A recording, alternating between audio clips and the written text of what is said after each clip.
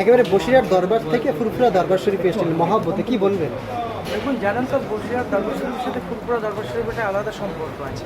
বিশেষ করে আমার সাথে ভাইজান নাজিমুদ্দিন ভাইজানের সাথে আমাদের পারিবারিক একটা আলাদা সম্পর্ক আছে। সেই জন্য এসছি দাদা হুজুরের দোয়া নিতে। তার সাথে সাথে ভাইজানের সাথে আজকে দেখা করলাম, খুবই ভালো লাগছে।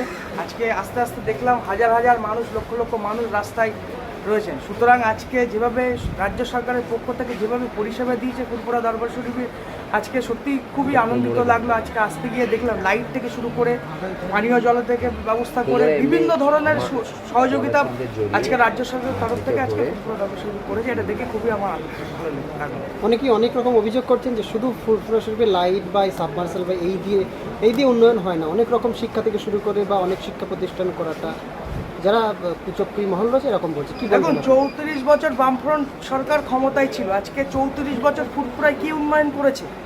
আজকে মুখ্যমন্ত্রী মমতা বন্দ্যোপাধ্যায় যেদিন থেকে আজকে মুখ্যমন্ত্রী হয়েছে তারপর থেকে ফিরহাদ সাহেবের হাত ধরে আজকে ফুরফুরা দরবার শরীফে কম উন্নয়ন হয়নি, প্রচুর উন্নয়ন হয়েছে। আজকে দেখেছেন, আজকে রাস্তায় আসলে মানুষ বলবে রাস্তাঘাট, লাইট, আলো, বিভিন্ন ধরনের মুসাফিরখানা থেকে শুরু করে একটা হসপিটাল করেছে সম্ভবত ভাইজান। হসপিটাল কি রেডি হয়ে গেছে? হচ্ছে হসপিটাল রেডি হয়ে গেছে। এখানে মুসাফিরখানা করেছে, বিভিন্ন ধরনের আরও উন্নয়ন করছে মুখ্যমন্ত্রী।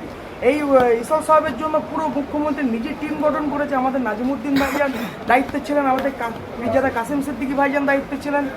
সবাই দরবার শরীফ, সবাই পীরজাদারা মিলে যেভাবে ফুরফুরা দরবার শরীফের আজকে উন্নয়ন করেছে মুখ্যমন্ত্রী, তার পাশে থেকে যেভাবে মানুষের পরিষেবা দিচ্ছে, এটাই তো আপনারা দেখতে পাচ্ছেন।